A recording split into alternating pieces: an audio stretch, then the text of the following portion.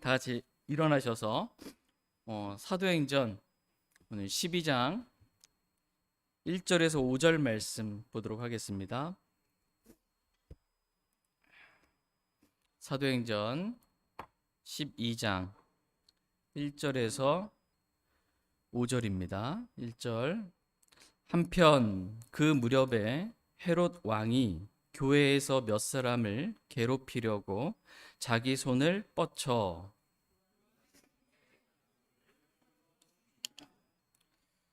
유대인들이 그 일을 기뻐하는 것을 그가 보았으므로 더 나아가 베드로도 잡으려 하였는데 그때는 무교절 기간이더라.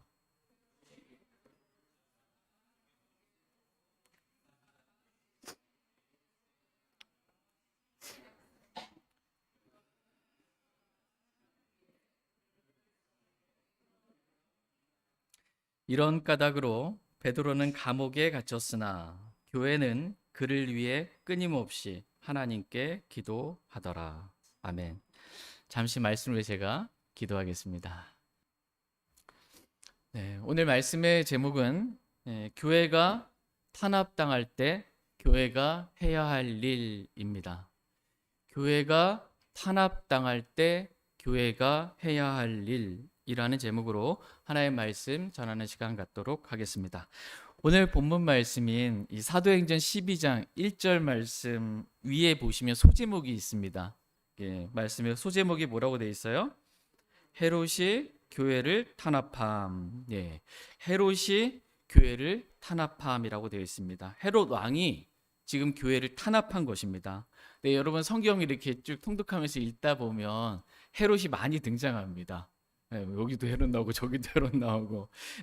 헤롯이 총 이렇게 네 왕의 이렇게 헤롯이 나오는데 이 네 명의 왕이에요.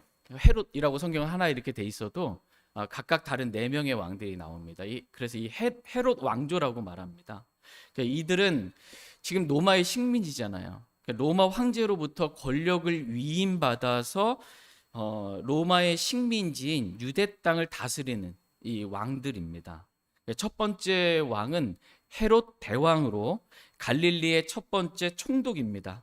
마태복음 2장에서 예수님께서 베들레헴에 태어나셨을 때 2살 이하의 모든 사내아이를 죽이라 라고 이렇게 명했던 헤롯 왕이 이 헤롯 대왕입니다. 두 번째 헤롯은 헤롯 대왕의 이제 아들로서 헤롯 안티파스인데 흔히 분봉왕이라고 합니다. 그는 성경에서 사분영조 헤롯으로 자기 동생 빌립의 아내 헤로디아를 취함으로 인해 침례자 요한에게 책망을 받고 침례자 요한의 목을 벤 그러한 인물입니다. 그리고 예수님께서 많은 기적들을 행했다는 것을 이 헤롯 안티파스가 듣고 기적들을 보기 위해서 예수님 보기를 바랬으나 막상 예수님께서 헤롯 앞에서 신문을 받으셨을 때는 예수님께서 아무런 기적도 행하지 않으셨기 때문에 예수님을 조롱하고 빌라도에게 보낸 그러한 헤롯입니다. 세 번째 헤롯은 헤롯 대왕의 이제 손자로서 헤롯이 낳은 여러 아들들 가운데 헤롯 안티파스 말고 다른 아들, 그러니까 아리스토블루스에게서 태어난 이 헤롯 아그리파 1세입니다. 오늘 본문 말씀에 등장하는 헤롯 왕이 바로 헤롯 아그리파 1세입니다. 이 헤롯 왕이 교회를 탄압한 것입니다. 네 번째 헤롯은 헤롯 아그리파 1세의 아들 헤롯 아그리파, 그럼 몇 세가 될까요? 2세입니다. 그는 이제 사도행전 27장에서 사도 바울을 신문한 왕으로 바울이 자신이 회심하게 된 간증을 이렇게 하게 하면서 아그리파 왕이요 이렇게 부르는 그 인물, 아그리파 왕이요 왕께서는 대언자의 글을 믿으시나이까? 믿으시는 줄 내가 아나이다 라고 하면서 하니까 이 아그리파 왕 헤롯 왕이 내가 거의 나를 그리스도인이 되게 할 뻔하였다 이렇게 말했던 그런 왕입니다. 그런데 안타깝게도 그리스도인이 되지는 못했습니다. 거의 구원받을 뻔한 거하고 진짜 구원받은 거하고 완전히 다른 거예요. 지옥과 하늘 차이인 거예요. 오늘은 이 네 명의 헤롯 왕 중에 헤롯 아그리파 1세가 어떻게 교회를 탄압했는지를 살펴보고 교회가 탄압당할 때 교회가 해야 할 일이 무엇인지를 말씀을 통해 살펴보는 시간 갖도록 하겠습니다. 다 같이 사도행전 12장 1절 2절 말씀 보겠습니다. 1절 한편 그 무렵에 헤롯 왕이 교회에서 몇 사람을 괴롭히려고 자기 손을 뻗쳐 요한의 형제 야고보를 칼로 죽이니라. 한편 그 무렵이 언제냐면 그 윗장 11장 28절 말씀을 보시면 중반에 세상에 큰 기근이 든 그 무렵입니다. 그리고 29절에 보면 제자들이 저마다 자기 능력대로 유대에 거하는 형제들에게 구호금을 보내기로 결정하고 바나바와 바울의 손을 통해 장로들에게 구호금을 보낸 것입니다. 한편 그 무렵에 헤롯 왕이 교회에서 몇 사람을 어떻게 해요? 괴롭히려고. 사람 괴롭히는 거 좋은 거예요? 나쁜 거예요? 나쁜 거예요. 그것도 교회를 괴롭히려고 하는 겁니다. 예수님 믿는 사람들을. 그래서 왕으로서 자기 손, 권력의 손을 뻗쳐서 이 요한의 형제 야고보를 칼로 죽인 것입니다. 야고보로서는 자신이 무슨 이유로 이렇게 왕한테 죽임을 당해야 했는지 그 이유도 모르는 채 죽은 거예요. 죄목도 모르고 왕이 권력의 손을 뻗쳐 죽이니 그냥 죽임을 당한 것입니다. 아무런 제대로 된 재판도 없이 그냥 왕권 사회에서는 그냥 왕이 하면 그냥 끝인 겁니다. 그렇게 죽임을 당했습니다. 그것도 예수님의 12제자 가운데 하나인 세베대의 아들 야고보가 이렇게 헤롯 왕의 권력의 칼에 죽고 만 것입니다.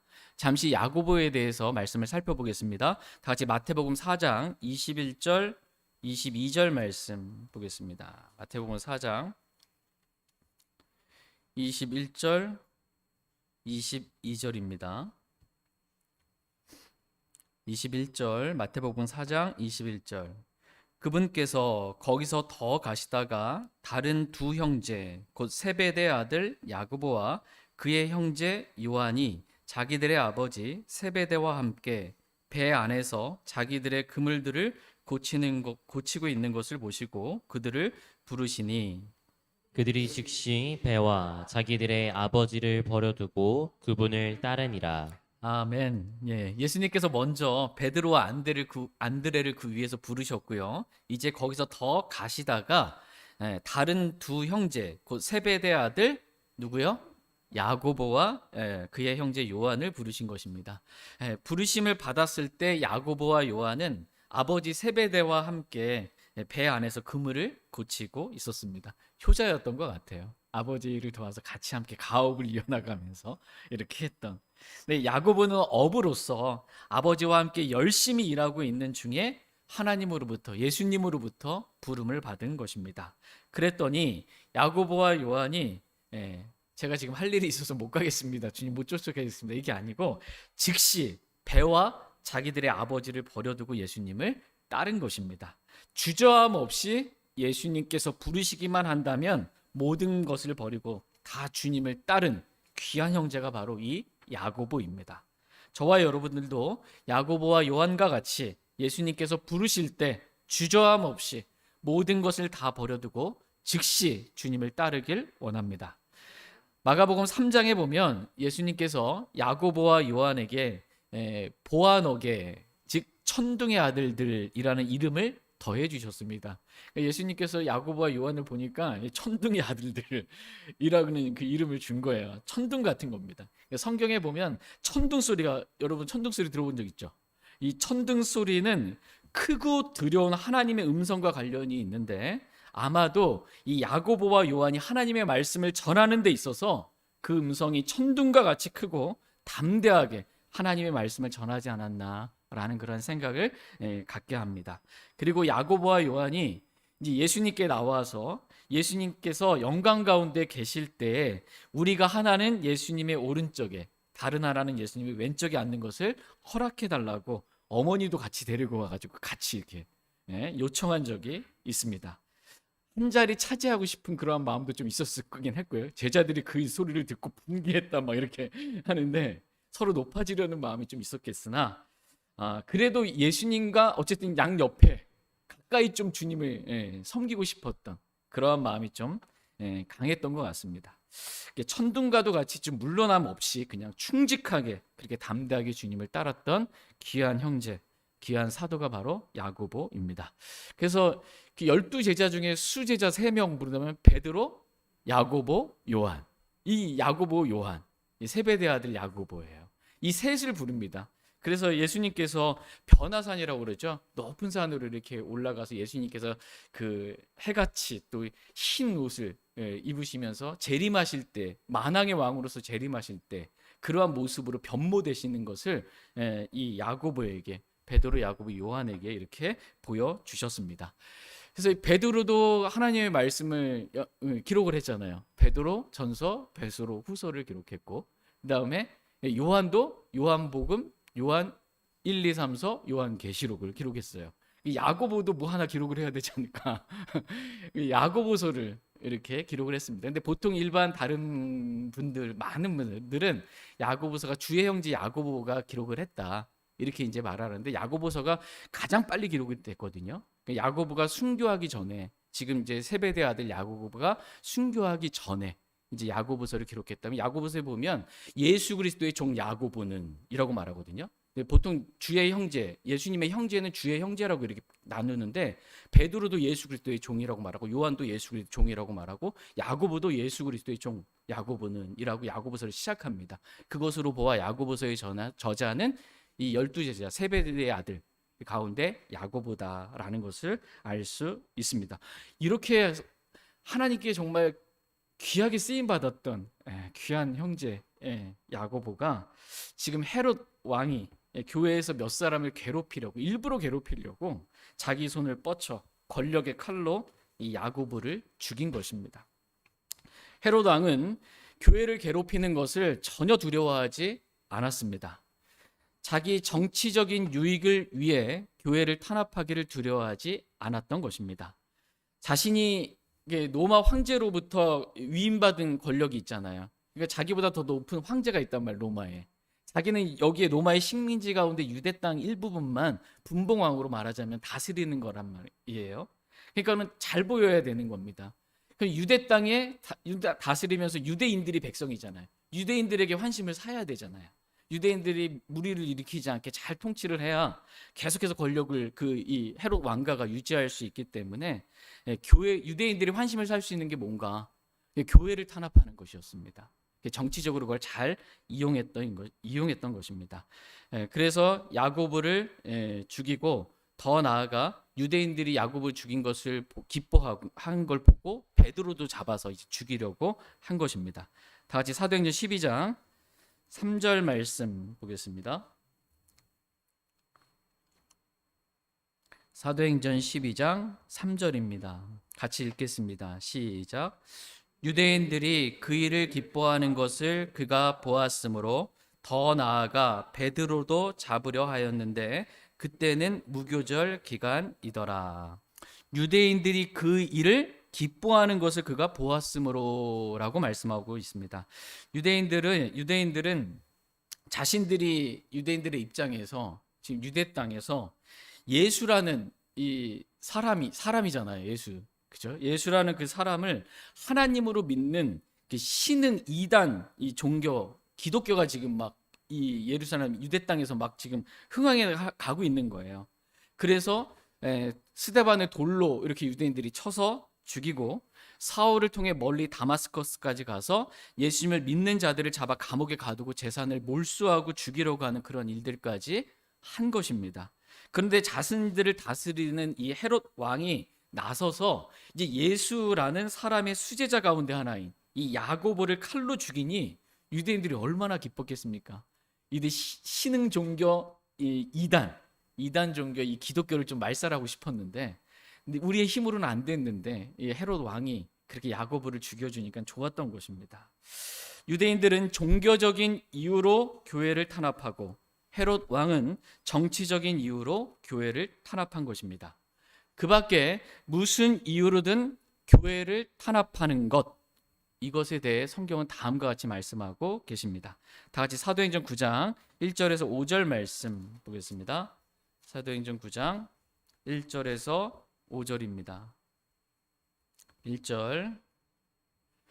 사울이 주의 제자들을 대적하여 여전히 위협과 살기를 내뿜으며 대제사장에게 가서 다마스쿠스의 회당들에 가져갈 편지를 그에게 요청하니 이것은 사울이 남자든 여자든 누구든지 이 길에 속한 자들을 만나면 그들을 결박하여 예루살렘으로 데려오려 함이더라.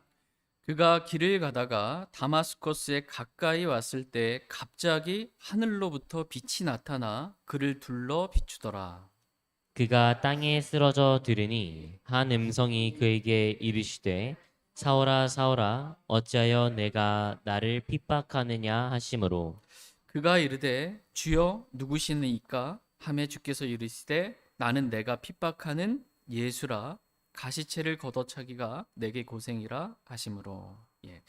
사울이 주의 제자들을 대적하여 여전히 위협과 살기를 내뿜으며 대제사장에게 가서 다마스커스의 회당에 가져갈 편지를 그에게 요청하니 이것은 사울이 남자든 여자든 누구든지 이 길에 예수님을 믿는 길에 속한 자들을 만나면 그들을 결박하여 예루살렘으로 데려오려 함이더라라고 말씀하고 계십니다. 지금 사울이 주 예수님을 따르는 제자들을 대적하여 위협과 살기를 내뿜고 있습니다. 남자든 여자든 누구든지 예수님을 따르는 길에 속한 자들을 만나면 그들을 결박하려고 지금 하고 있는 것입니다. 그래서 사울이 다마스커스에 가까이 이렇게 갔을 때 갑자기 하나님께서 하늘로부터 빛이 나타나 사울을 비치며 다음과 같이 말씀하십니다. 사울아 사울아 어찌하여 내가 나를 핍박하느냐라고 하늘에서 음성이 나서 말합니다. 그래서 사울이 주여 누구시니까 라고 이렇게 물었더니 주께서 이르시되 나는 내가 핍박하는 예수라 가시체를 걷어차기가 내게 고생이라 라고 말씀하고 계십니다. 여러분 가시체가 이렇게 긴 막대기인데 끝에 뾰족한 게 있는 겁니다. 소를이나 짐승을 몰 때 이렇게 쓰는 게 가시체입니다. 그래서 그 길로 가면 안 된다고 이제 그 바른 길 가야 된다고 콕콕 이제 소몰이 할 때 쓰는 것이 가시체인데 그 앞에 뾰족한 걸 막 발로 걷어차면 난 그 길 못 가겠다고 막 버티고 걷어차면은 얼마나 그게 고생이냐라는 것입니다. 그런데 사울은 지금 어느 길로 가고 있는 거예요? 교회를 박해하는 길로 가는 것입니다. 사울은 교회를 박해해서는 안 된다는 하나님의 뜻도 모르고 주의 제자들을 대적하여 위협과 살기를 내뿜으며 남자든 여자든 예수님을 믿는 사람들을 다 결박하여 예루살렘으로 데려오려고 한 것입니다. 이렇게 하나님의 뜻을 발로 걷어차는 가시체를 걷어차기가 고생이라고 말씀하고 계십니다. 저와 여러분들도 하나님의 뜻이 있어요. 우리를 향한 하나님의 뜻. 성경에 써 있습니다. 그 하나님의 뜻을 자꾸 거슬리면서 내 육신으로 뭔가 하는 거 그게 고생입니다. 그렇게 살지 않게 되기를 주님은 원하십니다. 교회를 박해하는 것은 바로 나를 핍박하는 것이라고 지금 주 예수님께서 분명하게 말씀해 주고 계십니다. 왜냐하면 교회는 주님의 몸이기 때문입니다. 구원받은 목사와 성도들은 주님의 몸인 교회를 이루는 지체들이기 때문에 곧 남자든 여자든 구원받은 성도들을 핍박하는 것은 예수님의 몸을 핍박하는 예수님 자신을 핍박하는 것과 같다고 지금 예수님께서 친히 성경 기록을 통해 저와 여러분들에게 가르쳐주고 계십니다. 저희 모두가 이 가르침을 기록된 그대로 순수하게 받기를 원합니다. 그래서 하나님의 피로 사신 교회를 저희가 함부로 대적하는 핍박하고 박해하는 그러한 일들이 없기를 원합니다. 그런데 오늘날 저희 나라의 현실은 지금 어떠한지 잠깐 보겠습니다. 요 몇 주 사이에 무슨 특검이다 또 선거법 위반이다 해서 교회를 압수수색하고 목사에게 구속영장을 청구하고 매주 수요일과 주일에 설교 말씀을 전해야 하는 목사가 도주의 위험이 있다고 감옥에 구속하는 지금까지 우리나라에 없었던 초유의 사태가 일어나고 말았습니다. 제가 알기로는 군사 독재 시절에도 민주화 운동하시는 분들이 교회로 성당으로 절로 피신을 해도 다 알면서도 함부로 교회나 성당이나 절로 들어가지 않았던 것을 저는 알고 있습니다. 종교의 자유가 있기 때문에 종교가 가지고 있는 특별한 그런 의미가 있기 때문에 종교 탄압으로 비칠 수가 있어서 군사 독재 시절에도 행하지 않았던 일들이 이번 정권에서 아무 겁 없이 지금 행해지고 있습니다. 그것도 다른 종교는 놔두고 교회를 제일 먼저 탄압한 것입니다. 오늘날 교회를 탄압하는 곳 두 곳을 들라고 한다면 무슬림주의자들은 이 기독교인들 죽이면 뭐 보상이 엄청난가 봐요. 무슬림, 그 다음에 공산주의. 수많은 선교사들이 공산주의 여기 지역에서 순교당하고 잡히고 감옥에 갇히고 쪽짐반하는 그런 일들이 많았습니다. 자유 진영 안에서는 이렇게 교회가 탄압당하는 일들이 없습니다. 자유 진영 안에서 공산주의 사상을 가진 공산주의를 동경하는 사람들의 영향이 있으면 종교적인 탄압을 받게 됩니다. 그런데 종교적인 이유로든 정치적인 이유로든 사상적인 이유로든 교회를 탄압하는 것, 이것은 곧 예수 그리스도의 몸을 탄압하는 것이라고 성경은 분명하게 말씀해주고 계십니다. 나는 내가 핍박하는 예수라 라고 친히 말씀해주고 계십니다. 저는 지금까지 차별금지법 외에는 어떠한 정치 이야기를 여러분에게 드린 적이 없습니다. 그런데 오늘 제가 정치에 대해서 말씀을 드리는 이유는 정치가 교회를 탄압했기 때문입니다. 교회를 압수수색하고 교회의 목사를 도주의 위험이 있다고 감옥에 가두었기 때문입니다. 제가 교인이고 제가 목사라서 그런지는 모르겠는데 전 남일같이 느껴지지 않더라고요. 우리 교회도 압수수색 당할 수 있고 나도 감옥에 갈 수 있겠다라는 그 생각이 들어서 요주 한 2번 잠을 못 들었어요. 먼 일이 아니다라는 생각이 들었습니다. 그러면 이런 상황 가운데 그리스도인은 어떻게 이러한 것들을 판단해야 하는가라는 것입니다. 다 같이 고린도전서 6장 3절 말씀 보겠습니다. 고린도전서 6장 3절입니다.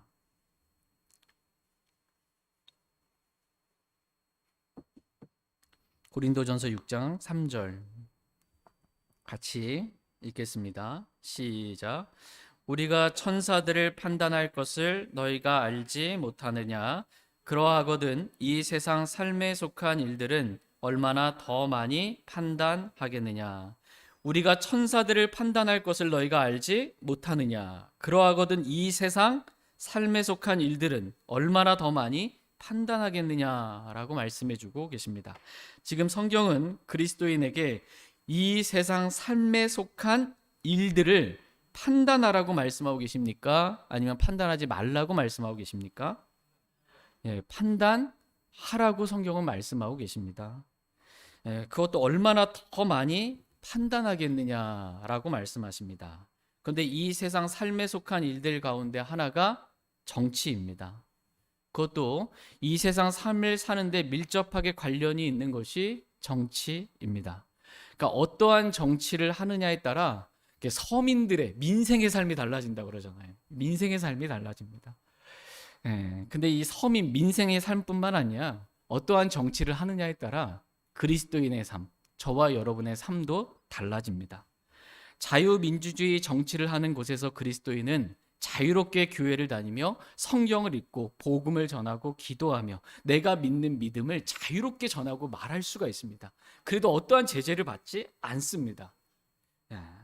그러나 공산주의 정치를 하는 곳에서는 자유민주주의 국가라도 공산주의 정치가 조금이라도 영향이 미치는 곳에서는 교회가 탄압을 받습니다.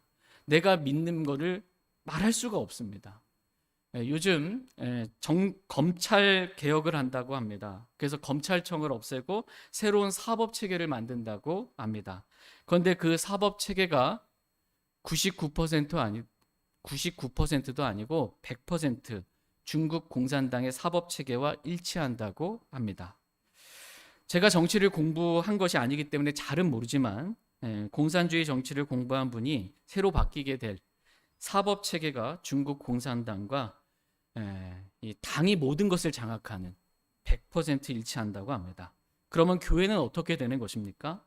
믿음의 자유는 어떻게 되는 것입니까? 여기서 포괄적 차별금지법까지 제정되면 어떻게 되는 것입니까? 성경에 기록된 대로 동성애는 죄라고, 하나님께서 소돔과 고모라는 동성애라는 죄 때문에 멸망시키셨다고, 불과 유황으로 그 도시 자체를 완전히 멸망시키셨다고, 동성애는 하나님께서 보시기에 가증한 죄라고, 성경의 진리를 제가 말하면 어떻게 됩니까? 성소수자에 대한 혐오 발언을 한 사람으로 차별금지법을 어긴 범죄자가 되는 것입니다. 하루아침에 제가 범죄자가 되는 거예요. 저는 전부터 계속해서 성경의 진리를 말했을 뿐인데 하루아침에 차별금지법이 통과되니까 법을 어긴 범죄자가 되고 마는 것입니다. 그래서 수백만 원에서 수천만 원에 이르는 벌금을 물거나 감옥에 가야 되는 것입니다. 혐오 범죄자로 낙인 찍혀 그리스도인들 가운데 어떤 사람은 직장도 구하지 못하는 신세가 되고 사회에서 격리가 될 수 있는 것입니다. 성경은 우리가 천사들도 판단하거든 이 세상 삶에 속한 일들은 얼마나 더 많이 판단하겠느냐라고 말씀하고 계십니다. 이 세상 삶에 속한 정치에 대해 판단하라는 것입니다. 그런데 겉모양으로 판단하지 말고 의로운 판단으로 판단하라고 말씀하고 계십니다. 겉모양으로 판단하지 말고 외모로 판단하지 말고 육신적인 생각으로 판단하지 말고 악한 생각으로 판단하지 말라는 것입니다. 저는 경기도 일산에서 파송받아서 전라도 목포에 내려와서 목회를 시작할 때 정치색 전 잘 몰랐습니다. 별로 잘 관심이 없어서. 근데 어쨌든 육신적으로 판단하지 않는 것은 말 그대로 이 겉모양, 외모, 나에게 그러니까는 지연, 학연 모든 걸 다 말하는 거예요.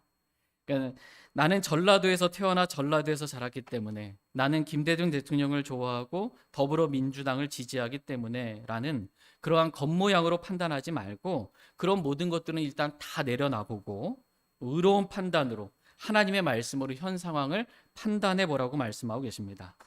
어떠한 이유에서든 교회를 탄압하는 것, 그것은 예수 그리스도의 몸인 교회를 탄압하는 것으로 예수 그리스도 자신을 핍박하는 것이라고 성경은 분명하게 말씀하고 계십니다.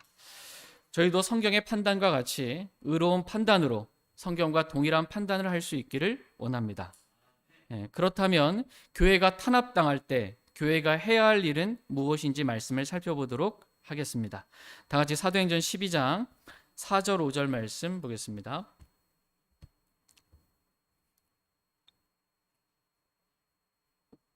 사도행전 12장 4절 5절입니다. 4절 헤롯이 베드로를 붙잡아 감옥에 넣고 군사가 내식인 네 소대에 맡겨 지키게 하였으니 이것은 이스터가 지난 뒤에 그를 백성에게 끌어내려 함이더라.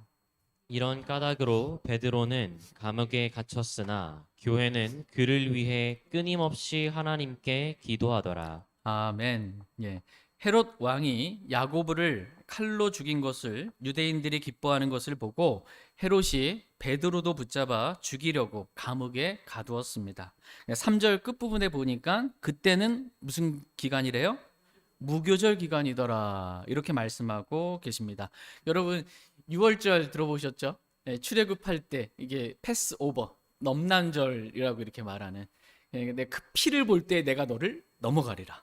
그러니까 문에 그 인방과 어디에 탁 붙였을 때 그 안에 그 문 안 그 집안에 있는 사람이 어떠한 죄인이든지 어린 양의 피가 그 문에 발려 있기만 하면 내가 죽음의 사자가 넘어간다는 거예요. 이게 6월절입니다. 6월절 넘난절 넘어간다 패스오버입니다. 근데 6월절은 유대력 종계력으로 하면은 첫째 달 14일입니다. 14일. 네, 이게 태양력으로 하게 되면 4월 14일이 됩니다. 그러니까 6월절은 하루예요. 6월절은 하루고 다음 날부터는 이제 누룩 없는 빵을 먹는 무교절이 일주일 동안 이렇게 있게 됩니다. 그러니까는 무교절은 15일에서 21일까지가 이제 무교절이 되는 것입니다. 이 무교절 기간에 베드로가 헤롯 왕에 의해 잡혀 감옥에 가게 된 것입니다. 그리고 헤롯은 이교도잖아요. 이교도 왕이기 때문에 이교도의 이 봄 축제, 봄 축제인 하늘의 여왕, 이 세미라미스, 이스터를 섬기는 축제가 지난 뒤에 베드로를 이 백성에게 끌어와서 죽이려고 한 것입니다. 그래서 여기서 보면 이스터라는 단어가 나오죠. 4절 말씀 중반에 보면 이스터가 지난 뒤에라고 이렇게 되어 있습니다. 근데 이 이스터라는 이제 킹제임스 성경 역자가 여기서는 이스터라고 이렇게 영어로 번역을 해놨습니다. 근데 헬라어로는 파스카입니다. 헬라어로 파스카인데 파스카라는 이 단어는 신약 성경에 29번 나옵니다. 근데 29번 중에 9번 중에서 28번은 다 패스오버로 이렇게 킹제임스 성경 역자들이 유월절로 이렇게 번역을 했고 여기서만 지금 뭐예요? 이스터로 이렇게 번역을 했습니다. 킹제임스 성경만 그러고 나머지 모든 성경들은 다 유월절로 이렇게 번역을 한 거예요. 다 같이. 그래서 이제 그 노아 웨스터 사전인가요? 여기 만든 분도 킹제임스 성경이 다 좋은데 요거 하나 틀렸다라고 이제 막 공격하는 것 중에 하나가 이스터가 아니고 유월절인데 다수결로 하면은 킹제임스 성경이 틀린 거지. 혼자만 이스터라고 끝까지 우기고 있는 거고 다른 성경들은 다 유월절이라고 이렇게 말하고 있으니까. 근데 뭐가 맞냐라는 거예요. 근데 지금 베드로가 언제 잡혔다고요? 무교절 기간에 잡혔잖아요. 그럼 유월절은 이미 지났어요, 안 지났어요? 지났죠. 14일은 이미 지났고 무교절 기간에 잡혔고 그다음에 여기서 봄 축제인 4월 달이니까 봄 축제인 이스터, 그 이교도들의 축제인 이스터가 지난 뒤에 이제 그 축제 분위기가 확 달라올랐어. 그때 해가지고서는 이제 베드로를 이제 데려다가 죽이려고 하는 그러한 상황입니다. 그러니까 정확한 번역이 이스터가 맞습니다.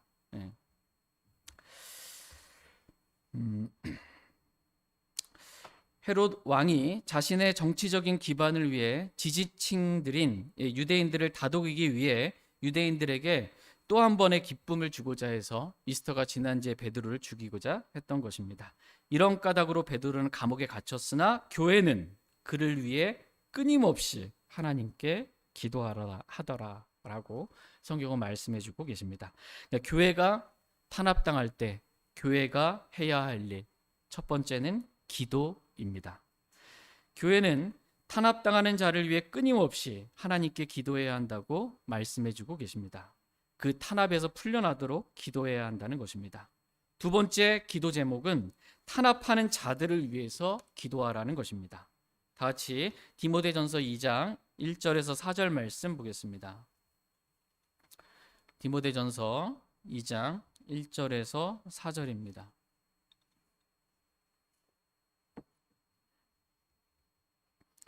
디모데전서 2장 1절에서 4절. 1절. 그러므로 내가 권면하노니 무엇보다 먼저 모든 사람을 위해 간구와 기도와 중보와 감사를 드리고 왕들과 권위를 가진 모든 자들을 위해서도 그리하라. 이것은 우리가 전적으로 하나님을 따르며 정직한 가운데 조용하고 평화로운 삶을 살려 함이라. 이것은 우리 구원자 하나님의 눈앞에서 선하며 그분께서 받으실 만한 것이니 그분께서는 모든 사람이 구원을 받고 진리를 아는 데 이르기를 원하시느니라. 아멘. 그러므로 내가 권면하노니 무엇보다 먼저 모든 사람을 위해 간구와 기도와 중보와 감사를 드리고 왕들과 권위를 가진 모든 자들을 위해서도 그리하라고 말씀하고 계십니다. 하나님은 모든 사람이 구원을 받고 진리를 아는 데 이르기를 원하십니다. 그러므로 왕들과 권위를 가진 모든 자들 또한 하나님은 구원을 받고 진리를 아는 데 이르기를 원하시기에 우리도 기도하기를 주님은 원하십니다. 세 번째 기도 제목은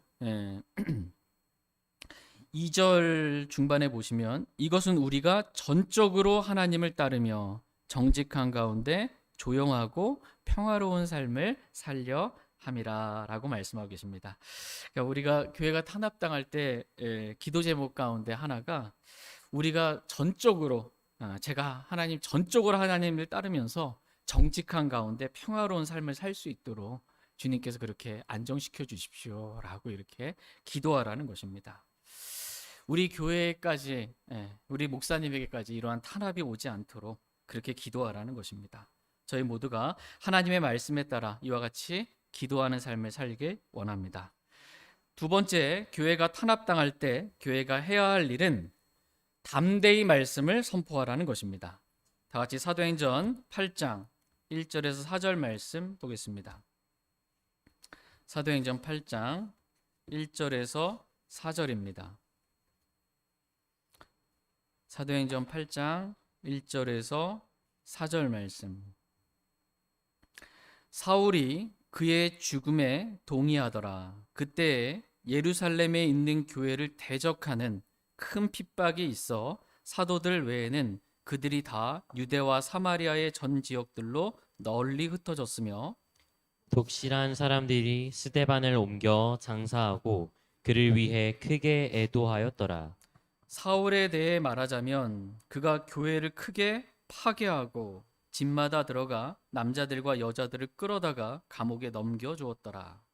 그러므로 널리 흩어진 자들이 각처로 다니며 말씀을 선포하였는데 네, 아멘. 사울이 스데반의 죽음에 동의했습니다. 그때 예루살렘에 있는 교회를 대적하여 큰 핍박이 있어 너무 예루살렘 교회 핍박이 너무 셌어요. 스데반 돌로 쳐 죽이고 너무나 핍박이 세서 사도들 외에는 다른 성도들은 다 유대와 사마리아의 전 지역들로 널리 흩어졌다라고 말씀하고 계십니다. 예루살렘 교회의 사도들 말고는 큰 핍박으로 다 도망간 거예요. 성도들이 다 이렇게 흩어지게 됐습니다. 그러나 널리 흩어진 자들이 믿음을 버린 것이 아니고요. 믿음을 버리고 도망간 것이 아니고 감사하게 각처로 이렇게 다니면서 말씀을 선포하였다. 이렇게 말씀하고 계십니다.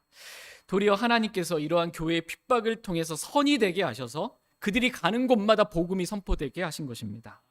그래서 많은 사람들이 말씀을 듣고 말씀이신 주 예수 그리스도를 믿고 구원받게 되는 놀라운 일들이 생기게 된 것입니다. 이와 같이 교회가 탄압당할 때 교회가 해야 할 일은 낙심하고 주저하는 것이 아니고 주저앉아 있는 것이 아니고 도리어 더 담대하게 말씀을 선포하는 것이라고 말씀해주고 계십니다. 교회가 탄압해서 진리를 말하지 못하도록 입을 틀어막아도 교회는 더 담대하게 진리의 말씀을 선포하라고 말씀하고 계십니다. 저희 교회가 이와 같이 될 수 있기를 간절히 원합니다. 이 세상이 전부라면 좀 어렵겠죠.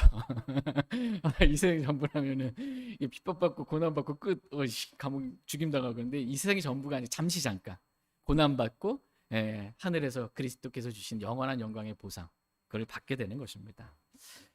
세 번째로 교회가 탄압당할 때 교회가 해야 할 일은 하나님을 의식함으로 고통을 견디는 것입니다. 다시 베드로전서 2장 19절 20절 말씀 보겠습니다. 베드로전서 2장 19절 20절 말씀 보겠습니다. 베드로전서 2장 19절 20절입니다. 19절 사람이 부당하게 고난당하고도 하나님을 의식함으로 고통을 견디면 이것은 감사할 일이나 너희가 너희 잘못으로 인해 매를 맞고 참으면 그것이 무슨 영광이냐. 그러나 너희가 잘 행하다가 그것으로 인해 고난당하면서도 끈기 있게 그것을 견디면 이것은 하나님께서 받으실 만한 것이래. 아멘. 사람이 부당하게 고난당하고도 하나님을 의식함으로 고통을 견디면 이것은 뭐예요? 감사할 일이나라고 말씀하고 계십니다. 그러니까 우리가 생각했을 때 여러분 부당하게 고난당해 본 적 있으세요? 누군가로부터? 직장에서든 어디에서든 누군가로부터 부당하게 고난당할 때 그게 감사할 일이에요?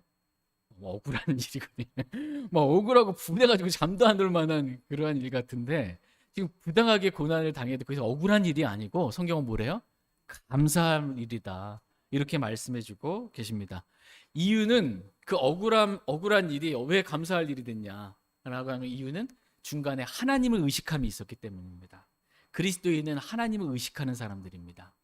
그리스도인은 눈에 보이는 것들만 이렇게 세상의 것들을 보는 게 아닙니다. 하나님을 의식하는 것입니다. 영이신 하나님, 보이지 않는 하나님, 그 하나님이 내 안에 살아계시는 것을 우리가 바라보는 것입니다. 이렇게 하나님을 의식하면 억울한 일도 감사한 일이 됩니다. 그래서 하나님께서 모든 일로 인해 우리 주 예수 그리스도의 이름으로 항상 하나님 곧 아버지께 감사를 드리라고 말씀하고 계십니다. 그러므로 저희 모두가 부당하게 고난을 당해도 하나님을 의식함으로 고통을 견디며 하나님께 대한 감사의 마음을 늘 잊지 않는 저와 여러분 다 되기를 원합니다. 모든 일로 인해 항상 하나님께 감사드리라는 거예요. 지금 이 시간에 목사님이 오늘 왜 이 말씀 선포하시지? 하나님께 모든 일로 인해 항상 하나님께 감사드릴 수 있기를 원합니다. 이렇게 끈기 있게 견디면 이것은 하나님께서 받으실 만한 것이니라 라고 말씀해 주고 계십니다. 그러므로 저희 모두가 교회가 탄압당할 때 하나님을 의식함으로 고통을 견디기 원합니다. 하나님을 의식하지 못하면 고통 견디기 어렵습니다. 부당하게 고난당할 때 힘듭니다. 좌절하고 낙심하고 쓰러지고 더 이상 못하겠다. 믿음을 부인하기가 쉽게 됩니다. 그렇게 되지 않고 저희가 하나님을 의식함으로 끝까지 이 고통을 끈기 있게 견디면서 믿음을 부인하지 않고 하나님께서 받으실 만한 저와 여러분들의 삶이 되기를 원합니다. 교회가 탄압당할 때 교회가 해야 할 마지막 네 번째는 예수님을 따라 십자가의 삶을 사는 것입니다.